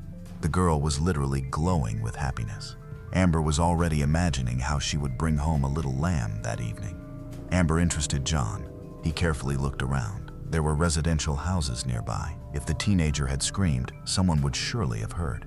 To avoid unnecessary witnesses, the schoolgirl needed to be intimidated. John stopped near the girl, pointed a gun in her face, and ordered her to get into the car immediately. Gardner saw the smile slide off her face and her hands begin to shake. Frightened by the weapon, Amber obediently sat down in the passenger seat. John turned on the radio, deciding that cheerful music would help her calm down. By that time, the criminal had not yet decided what he would do with the girl. He turned around and drove toward the Indian village. Already there in the remote area, a wild desire came over him. After raping Amber, Gardner pulled out a knife and inflicted several fatal stab wounds. Initially, the man had not planned to attack her, much less kill her. He wanted to let the schoolgirl go, hoping she would not tell her parents. But at some point, he suddenly wanted to pull out the knife and watch Amber's eyes go out forever. When Gardner confessed, it became clear to everyone that Amber's stepfather, Dave, had absolutely nothing to do with his stepdaughter's disappearance. His strange behavior that day could not be explained. The man had indeed broken his usual daily routine and had not gone to work. He had shown up at cars with gifts on the eve of Valentine's Day and had not heard the call from the school even though he was at home. In reality, the man had also been inspired by the reconciliation with his stepdaughter. That was exactly why he had behaved a little strangely. He had simply felt happiness in the moment. However, this no longer mattered. Dave was innocent, and all this time he had been telling the truth. As it turned out, the man had done nothing bad to his stepdaughter. He had genuinely wanted to replace her father, but people around him had seen something sinister in it. The relationship with his wife suffered the most. It was painful for Dave to realize that his partner had believed he was capable of harming her daughter. It was also offensive that Carrie had not even apologized. Their life instantly took on a black and white tint on the day Amber disappeared. Surprisingly, despite all this, Dave and Carrie continued to communicate. The relationship was strained, but the man hoped to the last to prove his innocence to the woman he had once loved. And Carrie did not want to lose sight of the man who, in her opinion, knew a little more than everyone else. It was these facts that allowed the former lovers to reach the truth together and learn the truth. Since John Gardner had admitted his guilt, there was no trial under the deal. However, the judge still wanted to give the floor to those whom this tragedy had touched. John was called a monster, a sociopath, a serial maniac, and an animal, but he did not care. Once during the hearing, Gardner cried. However, all this was ordinary pretense. John simply wanted once again to avoid punishment for his crimes. When Candace reminded Gardner of the broken nose, he literally exploded. He did not like that a fragile girl had been able to defeat him in a fight. And now, in front of the public, she had humiliated him. John shouted and tried to prove to the lawyer that Candace had made everything up, that she had not managed to hit him, that he had simply let her go of his own free will. John was sentenced to life imprisonment without the possibility of early release. The man remains behind bars to this day.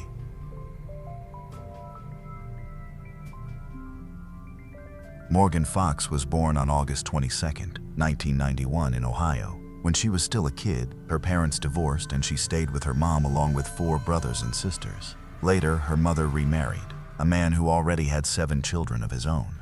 So overnight, Morgan found herself in a huge blended family of 12 kids, and by all accounts, it was a close-knit one. At 21, Morgan became a mom herself. She had a daughter, but the relationship with the child's father didn't last, and she ended up raising her on her own. Over the next few years, Morgan did whatever it took to make ends meet, working different jobs, sometimes juggling multiple shifts at once, just to make sure her daughter had everything she needed. Eventually, she landed a job at a FedEx warehouse. She worked hard, moved up the ranks, and was later promoted to a management position. That's also where she met Jason. He was a single dad too, raising a daughter on his own. They started dating and a few months later decided to move in together. They rented a house in a small town called North Canton, not far from Morgan's job, and began building a life as a blended family.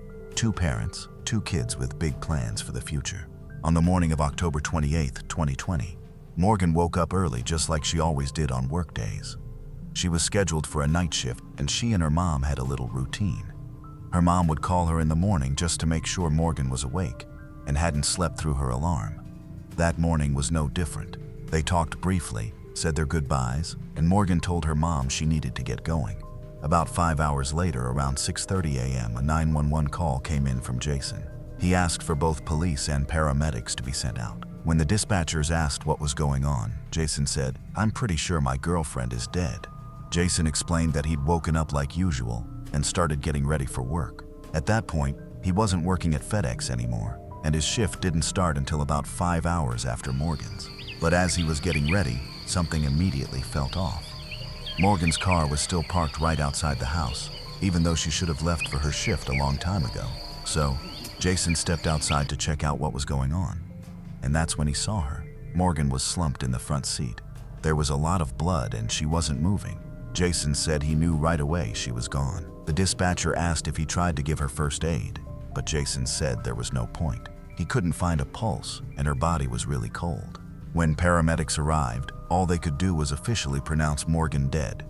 And right away, detectives started working the scene. They spotted multiple bullet holes on the passenger side of the car, and after examining Morgan's body, they determined at least one bullet had struck her in the head. Then across the street from the house, police noticed something else. In the grass on the opposite side, there were fresh, deep tire tracks. It looked like someone may have pulled up there and waited, then sped off right after the shots were fired, leaving those marks behind. But there was a problem. It had been raining overnight, so there was no real way to take clean casts of the tracks for comparison later.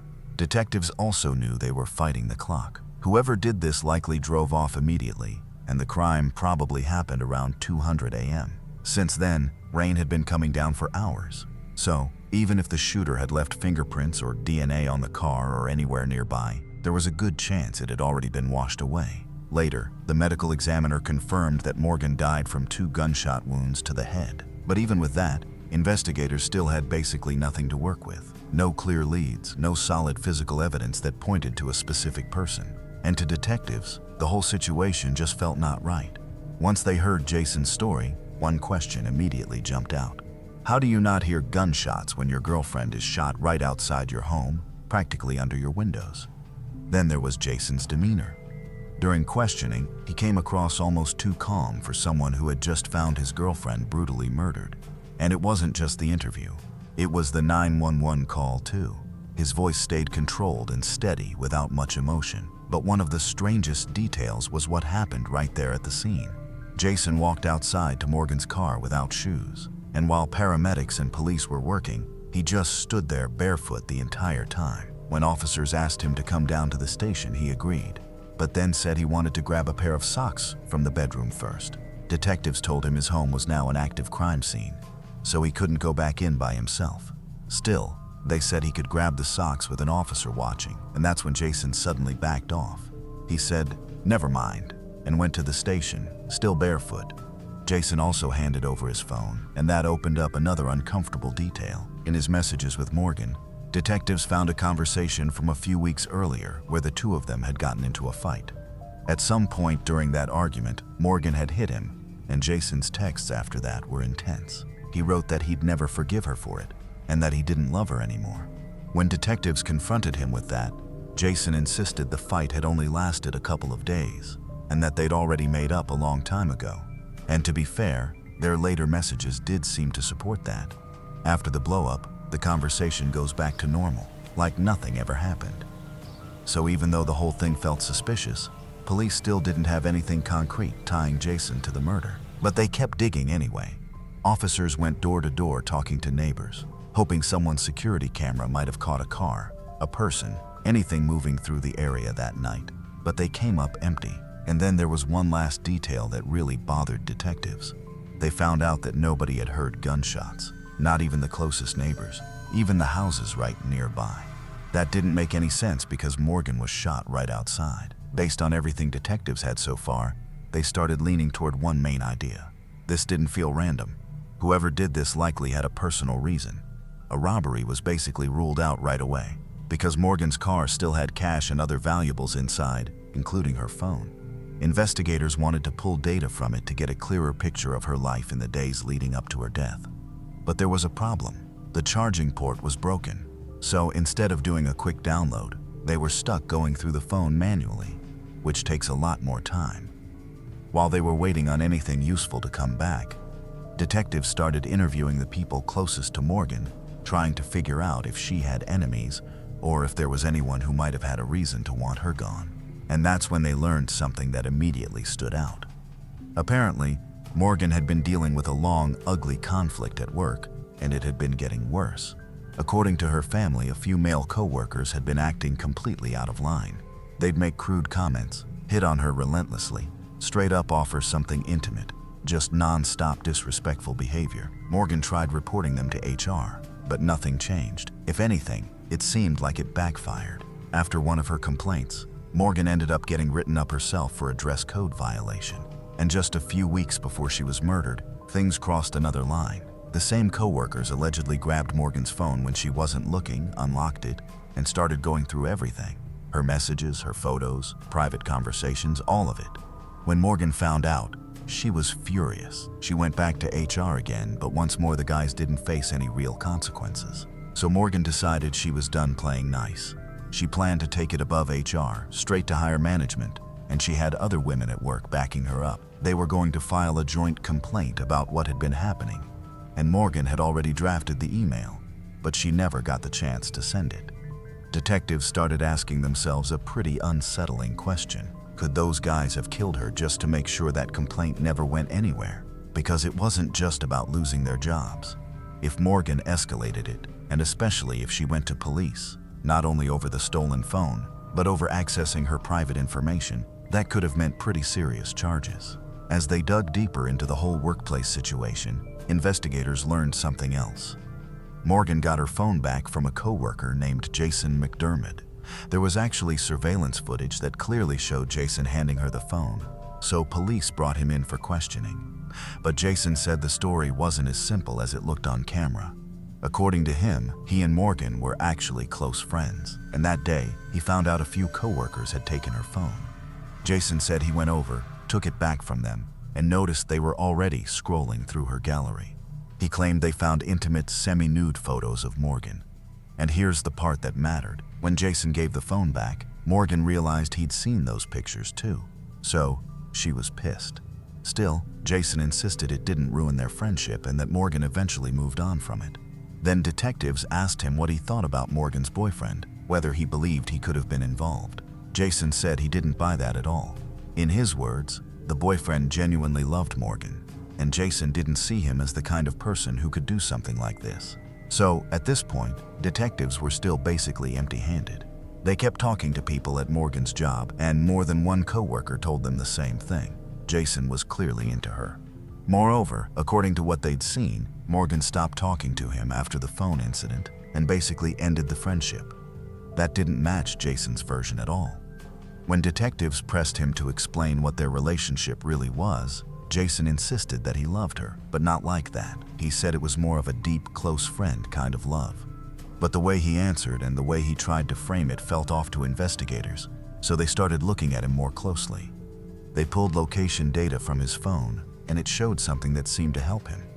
Around the time Morgan was killed, his phone was sitting at his house, and it didn't start moving until later when he left for his early shift.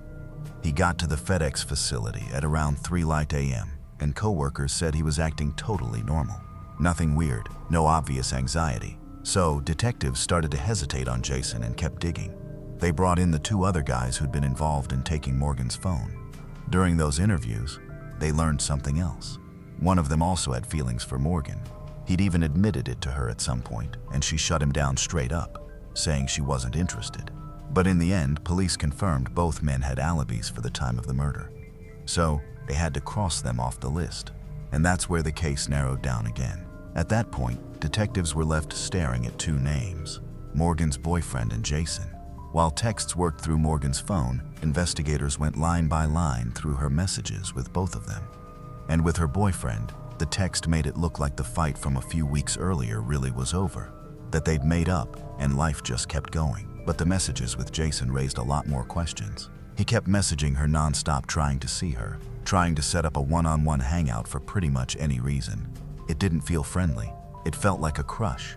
She just wasn't returning. And then it got even more telling. After the whole phone incident, Morgan's tone toward him shifted completely. Before she was friendly, warm, normal. After that, she barely responded at all. Jason kept sending message after message, apologizing, trying to explain himself, trying to pull her back into the conversation, but Morgan just wasn't answering. A few weeks after the phone incident, and just 4 days before Morgan was killed, she drove across the state to visit family. And while she was there, Jason suddenly texted her, "How's Columbus?" Morgan froze because here's the thing, she hadn't told anyone at work about that trip. So she wrote back basically like, "How do you even know I'm in Columbus?" And after that, she blocked his number. As detectives started digging into Jason's background, they found even more red flags. Apparently, months earlier, another woman at work had filed a complaint about him, saying he would blow up her phone with messages, act overly pushy, and she even believed he'd been following her. But according to what police learned, nothing came of it. Then, detectives spoke to Morgan's family, and they described a few moments involving Jason that were honestly hard to listen to. One of them happened just a few days after the murder. Jason and a couple co-workers set up a memorial right outside Morgan's home without telling her family first. And when Morgan's mom showed up with her granddaughter, she was already uncomfortable with the whole thing. But it got worse fast.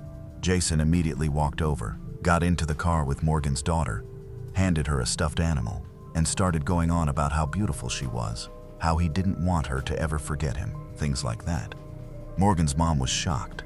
She tried to get him out of the car, but he basically ignored her until another coworker stepped in and physically pulled him away.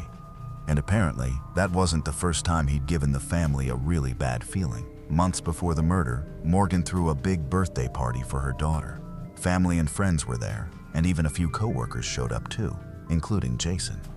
During the event, Morgan's mom noticed something that stuck with her. She said Jason was acting pretty weird. He was introducing himself to people using only his first name and never explaining who he was to Morgan. And remember, Morgan's boyfriend's name was also Jason.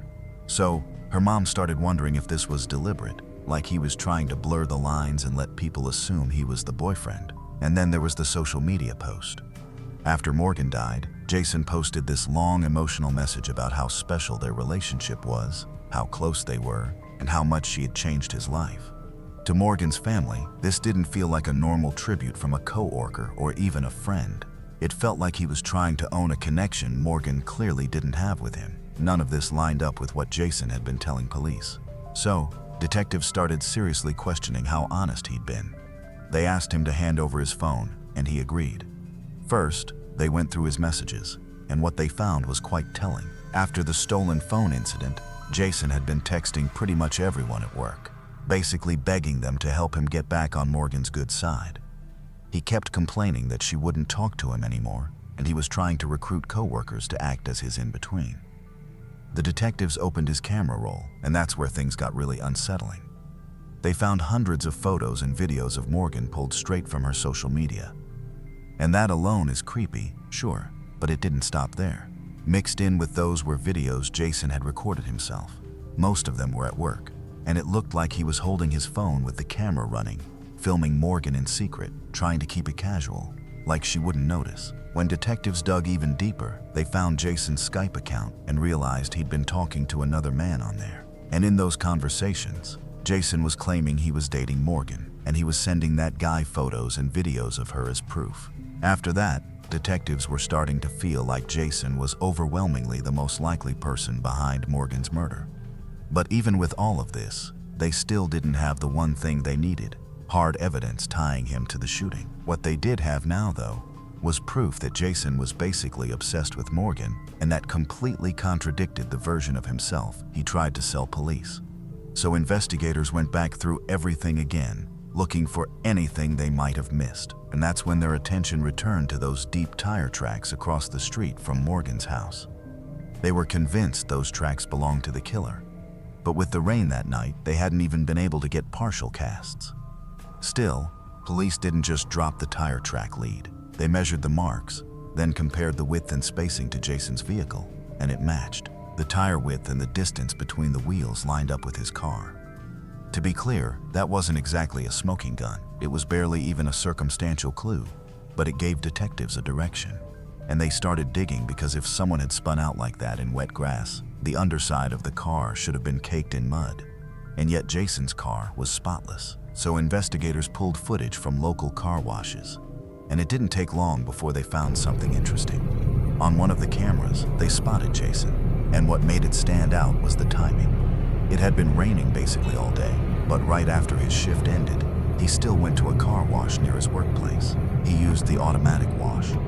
And then when the cycle got to the wheels and undercarriage, he backed up and drove under the water stream a second time, like he really wanted to make sure the bottom of the car got rinsed off. It was highly suspicious, but still didn't prove anything.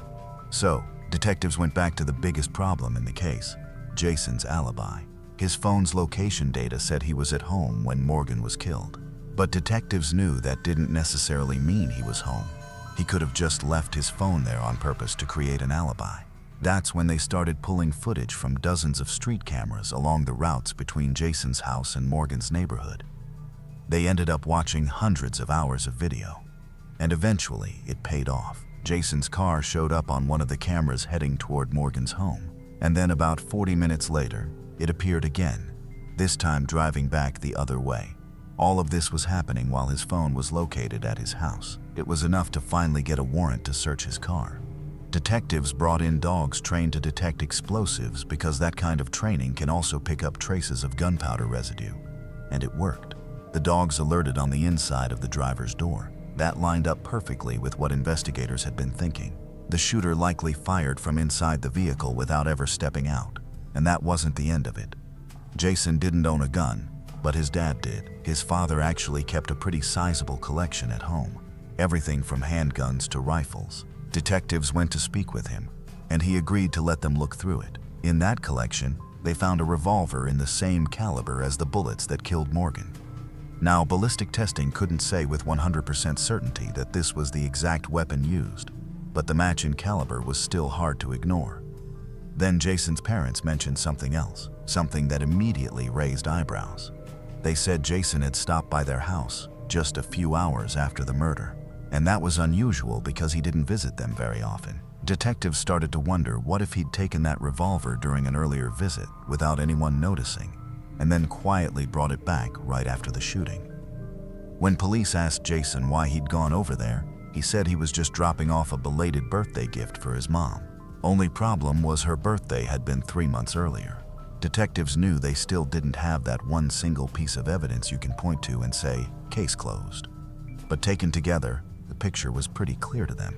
So, exactly 1 week after Morgan was killed, they arrested Jason and the case headed to court. The prosecution's theory was that Jason had become obsessed with Morgan. He wanted her to be with him, but she didn't feel the same, and it sounds like in his own head, he'd been clinging to this fantasy that maybe eventually she'd come around.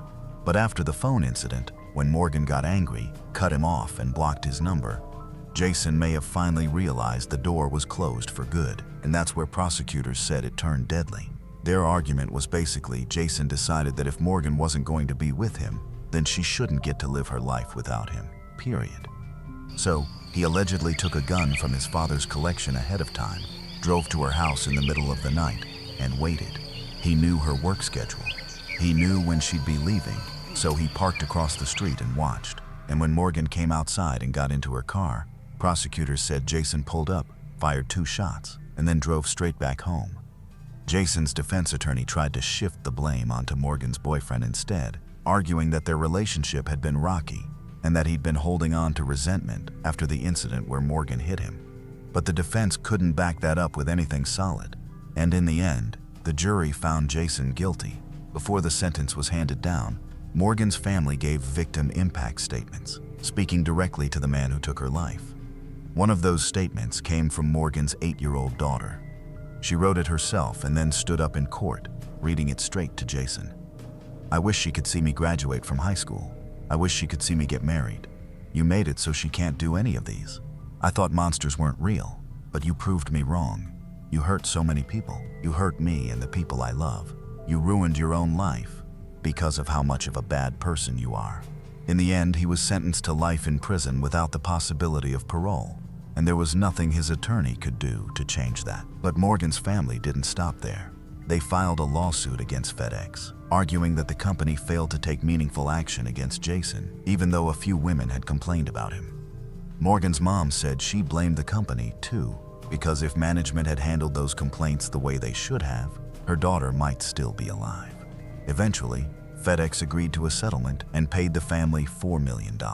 Half of that money was placed into a trust for Morgan's daughter so it would be there for her when she got older.